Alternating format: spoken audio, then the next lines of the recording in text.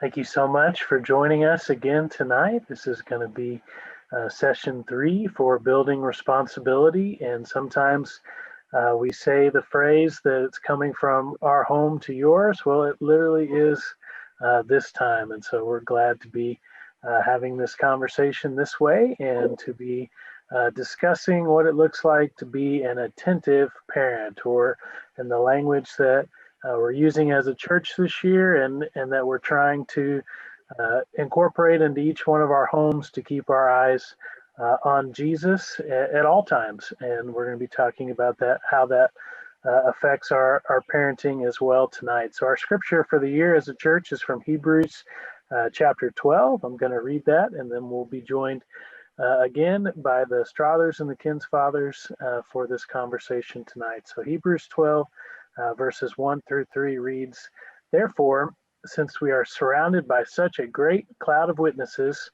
let us throw off everything that hinders and the sin that so easily entangles, and let us run the race with perseverance, the race marked out for us, fixing our eyes on Jesus, the pioneer and perfecter of our faith. For the joy set before him, he endured the cross, scorning its shame, and he sat down at the right hand of the throne of God. Consider him who endured such opposition from sinners, so that you will not grow weary and that you will not lose heart." And that, speaks to so much that we're dealing with in our world today, that may be dealing with in our homes. But I do love just the way that it begins, that we're surrounded by such a cloud of witnesses. He's talking about all the people that have gone before us in faith, and that we're on this journey together. And that's what these sessions are all about. And that's what our first topic is about. How do we approach being a family on a journey towards discipleship? And so that's kind of what we're going to kick off this conversation with. When you hear the term family on a journey, what does that make you guys think of?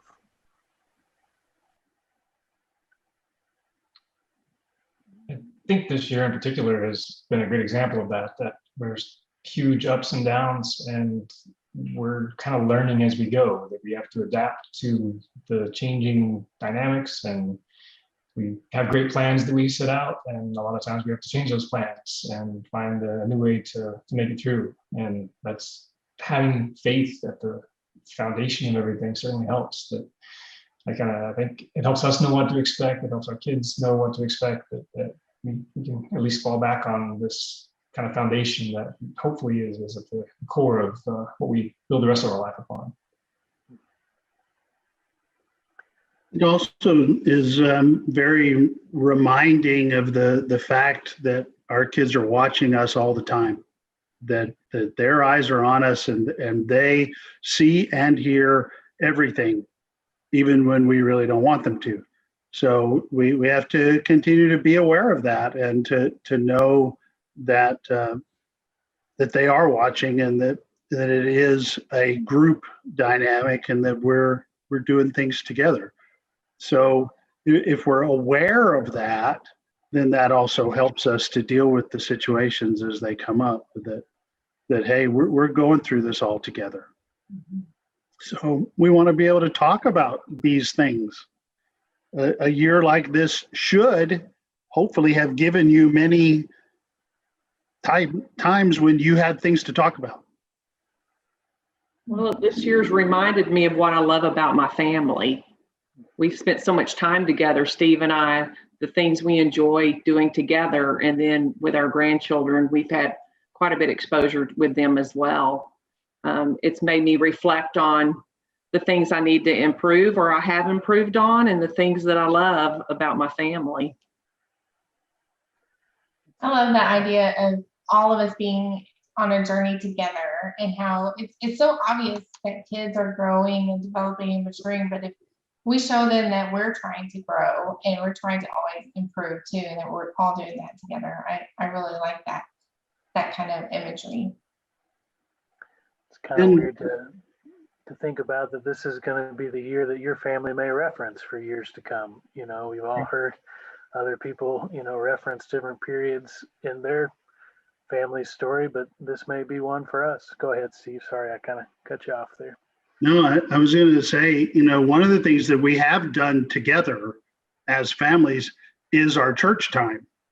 And when we've had to adapt that to the ages of the kids that we have in the house.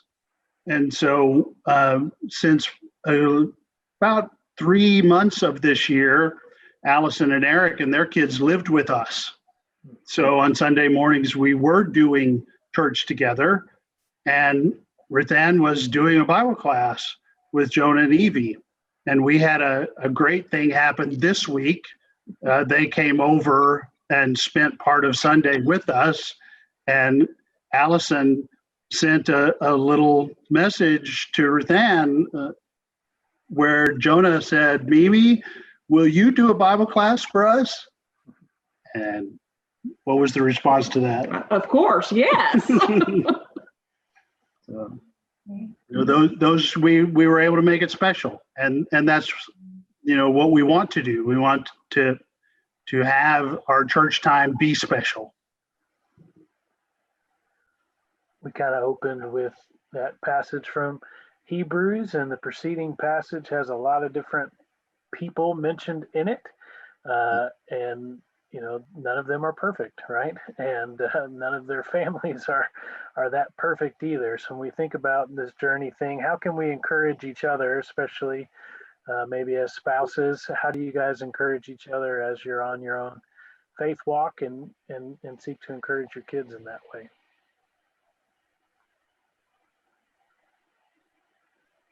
Thinking about this question kind of took me back to when Mike and I were first married. I guess I have to go back even further to kind of where I grew up in a really small town. I kind of had some backwards ideas that were the norm to a certain extent. And whenever I would vocalize those things or do certain things, Mikey would kind of question me on it and keep me honest. And it was really a blind spot for me. This is just how I grew up, what was familiar to me. But having someone very close to me gently asking me questions and kind of trying to show me maybe that's not how everybody feels about that. It was a good kind of a constructive challenge to help me broaden my thinking and kind of work through some things that I had grown up with. And that's something I really hope most couples, if not all couples, have that sort of thing in their relationship where they can challenge the things that need to be challenged and kind of work together constructively to help one another improve. That's kind of, I guess, the iron sharpening iron, that they're really being kind of I don't want to say a gatekeeper, but just keeping them in check, and checks and balances maybe is the way I want to go. That they help you improve and they call you out whenever you're not. One of the things that we thought about with this particular question was also that as parents and as spouses, as husband and wife, we're going to have to intentionally make time for each other. And so part of that goes to, what is your family rule for bedtime? Is it early enough that you still have time to talk to each other and to be alone too, and to do the things that you need to do to let down from your day? When our kids were 6 to 10, they were still in bed by 8 o'clock. Now, your kids may not need to be in bed by 8 o'clock, but we needed them to be in bed by 8 o'clock. that's right. So, but that gave us time to be with each other, and that's very important. And if you don't know already, it gets harder. The more things that they're involved in, the more things will be happening in the evenings, and that your whole family will be starting to be split and go in different ways and being involved in all the different things. And so it's even more important to intentionally do that. Mm-hmm. Make sure you have time for each other. I think you taught us that years and years ago, Steve, about the 8 o'clock rule, and we have really kept to that. And now our kids, as they're growing and they're little different ages, have different needs for sleep and that sort of thing, but they're still in their room at 8 o'clock, even if they might be reading, or sometimes Jackson will be playing Legos or something, but they're in their room and quiet at 8 o'clock. And that's been a blessing for us as well. we joke about that a little bit. We're in a life group in which our life group leader doesn't have kiddos. We love them to death, but he wanted to do our life group meeting at 8 o'clock at night, and we're just kind of like, hey, that's our time, right? Let's do life group another time, right? When we talk about those times that we build in or whatever, it's also about our expectations that we set.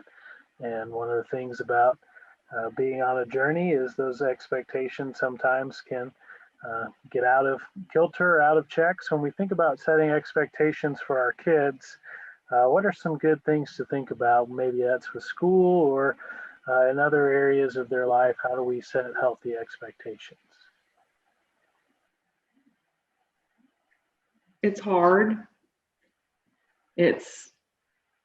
You've got to know each child's individual personalities and gifts to know how to encourage them. Some can, let's say school, for example, with grades, some kids' A's come just like that. They're easy and they need to be challenged, say with AP classes, but you may have a child that it's harder for them. And would they take an AP class and have a C in it instead of taking a regular level class and having an A, which would help their self-esteem, which will help them with their future plans. And so it's so individual. I think about expectations for myself, and I know that when I start to feel pressure or stress, it probably means I need to adjust the expectations I have on myself. And I think it's the same way with kids. If our kids are starting to have stress and pressure, maybe we need to look at the expectations that we have for them or they're setting for themselves, or at least what we're communicating as far as expectations, and just watch for those pressure points. And we're still finding our way through this. Obviously, we try to have some baseline expectations in terms of behavior and respect and just kind of the fundamentals of behavior. But as you mentioned, like the academic stuff, that it depends on the kid, it depends on the class and the subject area. There are just so many variables there. And kind of a tangent to that is at church, we're past the point where the kids are good at church. They can sit quietly, they can pay attention, they can even take notes.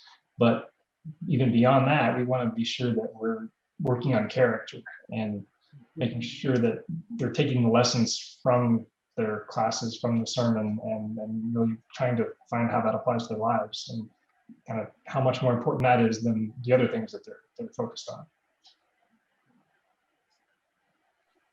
And part of this too goes to sometimes the expectations are different for the different kids. We had 3 kids, and one of them we knew was very intelligent and had the capability to be very high, but he was hard to motivate. And so we had to work on that to figure out, okay, how can we motivate them? And this was very difficult for me because my growing up years when I was in school, everything was a competition for me. And I took it personally, and I wanted to be the best in the class. And so that's the way I approached it. That's the way I went for it. And I was friends with the other kids in school, but I wanted to beat them. I never got that in any of my 3 kids. They just didn't have that drive. And that was somewhat disappointing to me because especially one of them, I wanted him to have it. They didn't. So, we just have to be careful about that and be willing to adjust as it comes. Because do we have expectations for our kids to play a certain sport or be like us and be an artist, and then they can't meet those expectations? Yeah. And or they don't want to. We actually had a discussion with Allison in junior high, and she was playing volleyball and doing okay, not doing great, but doing okay. And she was also in the choir. And so we talked to her and we said, okay, what do you like? Well, all of my friends are in the choir and I really don't like any of those girls on the volleyball team. Okay, great. Let's go toward the choir. Let's put our efforts there. So many great things mentioned in there. I think it's interesting how, you know, in the stories you mentioned how sometimes stress causes people to underperform in an unhealthy way, and sometimes it can cause people to overperform in an unhealthy way. But at the end of the day, they're both unhealthy, right? And so it's finding that sweet spot for each one of our kids, and creating some of those patterns and rhythms that are sustainable, and that forces us and guides us into this idea of keeping this disposition of being attentive to our kids, right? What are some good maybe ways that we can, you know, make sure in the midst of all the things that are involved in the journey that we're staying attentive to those who are journeying with us, like our kids? We've really noticed recently how much our kids crave attention. They love for us to watch, whether they're playing Minecraft or basketball or skateboarding or Legos or anything. If we'll just make them the center of attention for however long a period of time, they just relish it. And it's great. I mean, it's a really easy thing to do. It should be. Sometimes it's hard to slow down to do that, but it also makes me mindful that I need to be more proactive on asking the probing questions and taking it a layer deeper than just the surface to see how we can tie that into their character, their faith building, their spiritual life, and really kind of get them to talk and kind of go uncover some of their more inner thoughts and how they're feeling about things.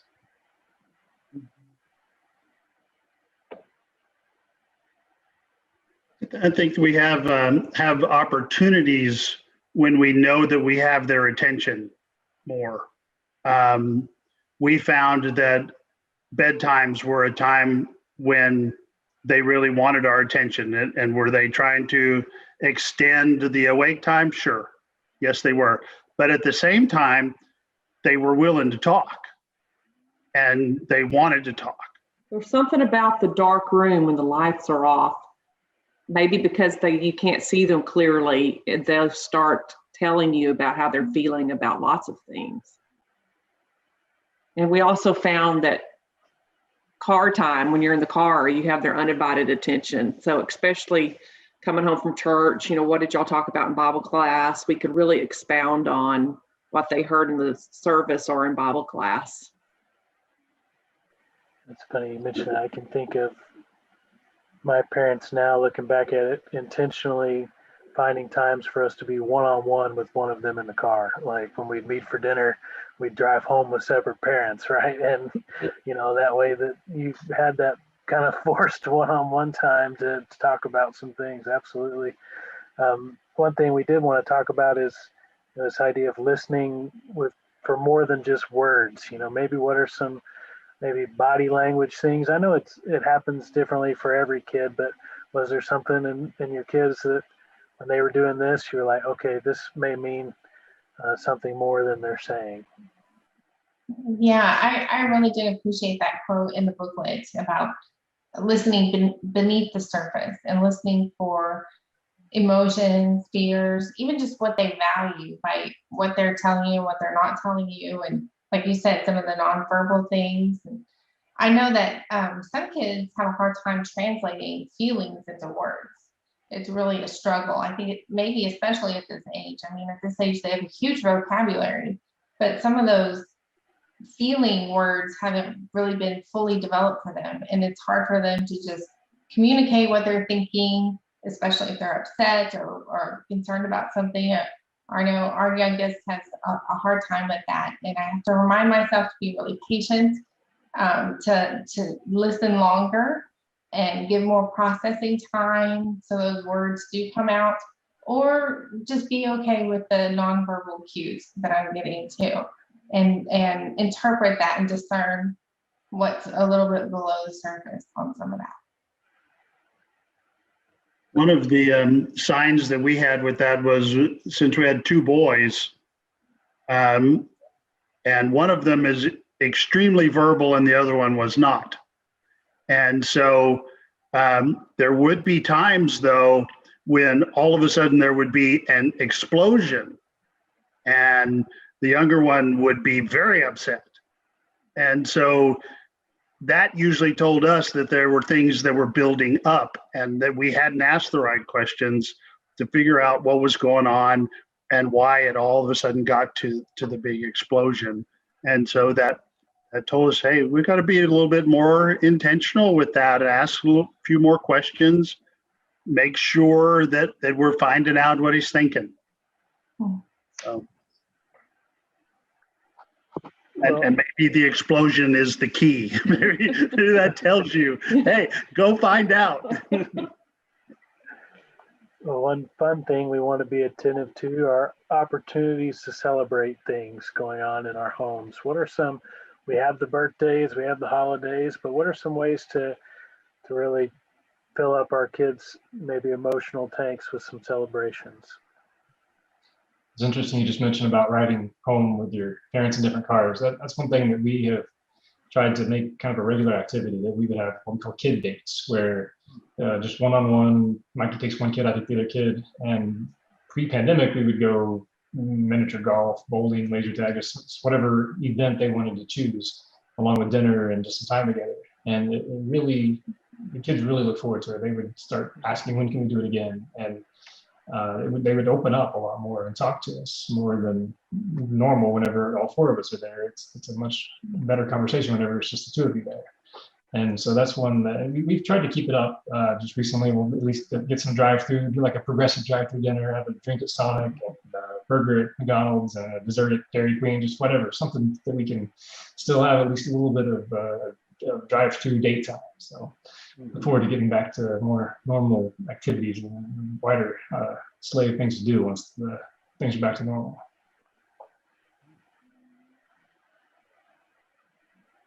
Ruth Ann and I were trying to think of, okay, what are some of the milestones that come in this age 6 through 10 range? And this is the time and church activities that they start LTC. They go to camp for the first time. They are starting to have sleepovers at their house, have kids over. And all of those things are actual milestones that they look forward to and that they want to be a part of. And especially the younger ones, as they see the older ones get to be involved in some of those things. And one of the things that seems to be happening a lot right now is that a lot of the parents seem to be pushing the rewards earlier and earlier rather than letting the kids wait. It's okay to let them wait. It really is. So I think one of the other things on that, I'm really glad you mentioned that, is, I think, and we've seen this a lot at our younger kids camp, like for a lot of parents, like they have all these super fond memories from camp, but sometimes a lot of those are as they're older kids at camp, and they forget just how hard going to camp is for the first time, right? And for your third grader, it may not be a super fun experience that first time. They may be homesick. They may have some difficult adjustments, but they will get to the fun part of camp, but it may not be immediately, right? It's a process for sure of learning some of those things. But we do want to talk about kind of that social development and what role parents do play in that. And a lot of that does coincide with some of these increased things that students are allowed to be involved in. And so kind of under this conversation heading, we want to talk about, friendship first and kind of how we teach our kids to be good friends and just kind of what that looks like. So what are some lessons that as parents we can teach our kids about friendship? I think it's a good time to teach them about how to be, to hold confidences. If your friend tells you something, they say, don't tell someone else. It's really important to be careful with that information. But at the same time, you have to be careful. It may be information that they need to share with their parent. versus a child, you know. So I think that's important in a friendship. And then Steve and I were talking about sometimes you have to watch for the peers that may be overly influencing your child. They're leading your child too much. And is that in a bad way to where you maybe need to limit that exposure with that friend? We had some time frames on some kids. We had some friends that were 1 hour friends, and some friends that might be a whole Sunday afternoon, but some really didn't do well for a whole Sunday afternoon, because after a very short period of time, it seemed that they ran out of things that they were enjoying doing together, and they started fighting with each other. So you'll have to test that, you know, and have different kids over and see how they interact and how they do. You can test that as a whole family, you know, have the whole families over, and that gives them the chance to interact with each other. You know, at our house, the kids went upstairs, and so they were able to then play. But as we know, we hear what's going on. So we can tell, okay, what kind of friend is this? Is it a good one that I can encourage? Or is it one that I may have to limit the time?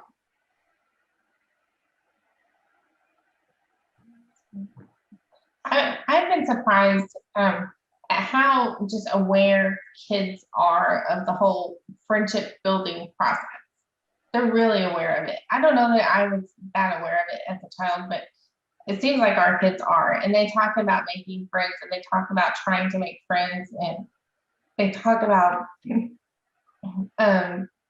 someone who's a really good friend of theirs, but then they don't even know their name. I've been so surprised by that. And so there have been chances where I've had to say, well, you know, here's some things that are great when you're getting to know someone, you know, ask their name, ask about things that they enjoy, and that sort of thing. But it's fascinating to me just how aware they are of that process, and what a valuable thing that is to interact with them about making friends, and the effort that goes behind it. So, you know, with those things come, you know, some opportunities and interactions that maybe aren't so pleasant for our kids. And, you know, it's probably pretty difficult to watch your kids go through some of those difficult interactions that, you know, one might just be a part of growing up. You know, one might be considered, you know, maybe bullying or some of those different things. How do we kind of navigate, you know, helping our kids walk through some of those difficult relational situations? As we touched on it a little bit, but where our kids have had some kids that were good influences, some kids that were bad influences, we had some good teachable moments there where we can encourage them to maybe don't sit so close to the kids that are going to help you make bad choices, and focus more on the kids that they don't get in trouble, and they're really the people that you want to spend more time with. And one thing that I really appreciate about all the kids in McDermott Road is there's so much good positive peer pressure, especially when the kids are studying for Bible Bowl or working on LTC projects. It's how much they encourage one another or challenge one another, and when they want to be the best at Bible Bowl, or they want to have the best LTC project. And what better thing could they be doing than encouraging each other to get deeper into studying the Bible or working on church projects together. So it's just such a great environment where there's so many kids building one another up, encouraging them at this age when they're so impacted by their friends and what their friends think of them.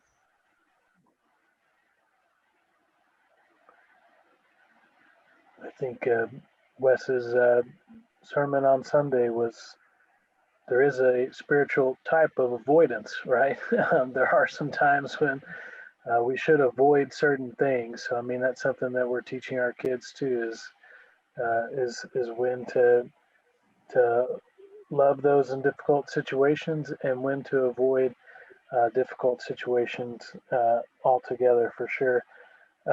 When you think about, you know, helping our kids learn to express, you know, different emotions or different things, and learn to talk about what they're experiencing, are there some tips that you guys might have about getting more comfortable talking about what's happening at school, you know, both good and bad? You know, do you ask them directly about their friends, or how does that kind of work? Yeah, we do ask directly about their friends and that sort of thing. And like Jared said, we've even explicitly asked, are these friends are these kids that get in trouble a lot? Are they kids that are helpful to the teacher? Are they kids that, that you would want to have around us too? And that sort of thing, and kind of helping them think through those things. Of course, they're going to gravitate to whoever they gravitate to, but just being explicit about talking about some of those choices. But I don't know, we're hoping that's been helpful for our little guys. I think also one of the things that we have to really watch out for is those cues that may let us in on the fact that something's going on. If suddenly they don't want to be a part of something that we know they enjoy, then there may be a reason why. There may be a kid that's affecting them when they go to gym class in a way that they don't like. But in the past, they really liked going to gym class. So if something changes like that, then it gives us an opportunity to ask those questions and to figure out why. And it may take some probing, and, we were talking too about when I was a kid, fights were expected, and it was okay. I mean, it was just part of growing up at this age that there were going to be fights and stuff. And that's not the case anymore. So we have to be very careful with that, have to teach our boys to stand up for themselves while not getting themselves in trouble. Don't let somebody take advantage of you, and you're going to have to talk through that. Okay, what does that mean? When do I lash out? When is it okay to do that? Or when do I need to go and tell the teacher, or go find someone else, that's in authority to help me out in this situation? Yeah, that's something I struggle with as a parent. Is when do I know whether to step in and get involved, or when should I let them handle it on their own? And I remember when Jackson was in kindergarten, he started complaining about another little boy at school that he said was bullying him and was making him really uncomfortable at the playground, and was chasing him and being mean to him and scaring him, and he was scared to go to recess. And anyway, I was really concerned about it. And so when it came time for the parent conference with the teacher, I brought it up to her, and she said that she did notice that some of the little boys were playing a little rough, and she felt like some of them had older siblings at home and they were used to roughhousing a little bit more. And of course, Jackson didn't have that experience as much, and so it was just a different dynamic for him. And so I could tell she was kind of keeping an eye on it, and I was glad I told her about it just so she'd be aware or whatever. But then I had Jackson point out for me before I left that day who the little bully was. Well, turns out he was the smallest kid in class, and just this tiny little guy. And so I did see him kind of teasing and pushing, and he just played rough. And so we just had a little different experience than his home life was. And so I think, we've talked about it before, that you have to help kids understand the difference in someone really, really bullying you and someone just playing a little rough. And that was something that we were able to talk about with that situation. Absolutely.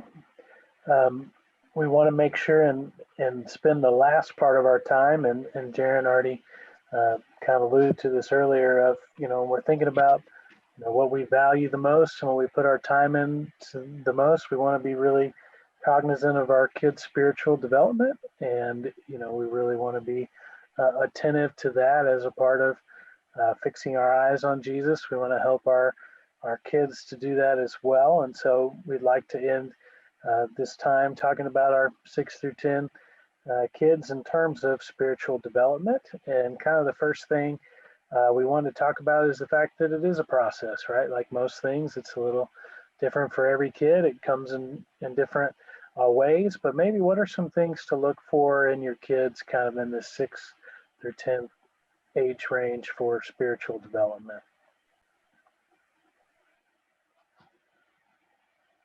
We had our kids saying prayers since they were old enough to say prayers. So that's one that it's been there, but it continues to develop. That we talk about being more thoughtful and thinking of others, and not having memorized prayers, but having really, what do they want to talk to God about that day or at that time, helping them develop in that front.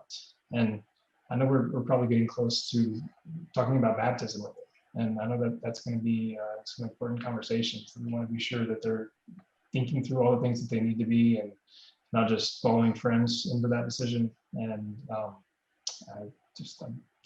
know there's a myriad of things that are probably just right on the horizon that we don't even know to expect yet. But I'll toss it over to you. Yeah, well, I definitely think this is an age when kids start to understand the why we do things that we do. It's not just the routine, like we said with the prayers, not just saying the same words over and over again, but really talking to God. And why do we talk to God? And why do we worship Him? And why do we try to help other people? And why are we emphasizing, spending time learning about God's word? I think kids at this age can start understanding the why behind those things. And, right now they're going along with all of this because it was our choice for them, as their parents. They're still following it as our choice. But our hope is that if we explain to them the why, that it's such a priority to us, and why we have made that choice for our family, and why we continue to make that choice to prioritize spiritual things, then hopefully eventually they'll make similar choices and choose to follow in that way later too. This is a good age, if you have family devotionals, to ask one of your children would you plan our family devotional? And it could be a 5-minute devotional. They could pick a scripture and have a song, whatever it is, but they're starting to do things in school. They're starting to do little book reports. There's a lot of things they're doing, and you can incorporate it back into the home in a spiritual way. And they know these stories. They've already been in Bible classes for 4 and 5 years, and they've been over these stories and they know them. So they're able to start actually talking about, well, why did David do this? Let's talk about what was going on with David. Why was he able to approach Goliath in this way? What is it? And then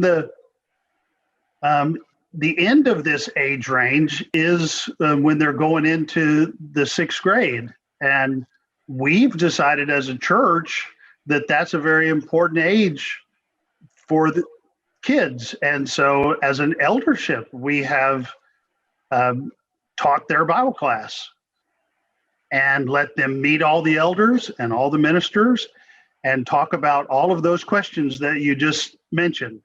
Why do we do what we do? What are the basis for why we worship in the way that we do? Why do we take the Lord's Supper every week? What is baptism? What does it mean? I know when we talk about Ruthann and I, when we were 10 years old, I was baptized when I was 10 years old. And Ruthann was thinking about it every Sunday. Now, she waited another year or so, but it was a thought process that we were both going through at this age. And My parents might have talked me out of it, but I got out the aisle quicker than they were able to stop me. So, you may have that happen to you too. That's okay. That's all right. Then you have the ability to start building the foundation for the rest of their life. That's great. If they can start it when they're 10 years old, fantastic. Let's go. Yeah.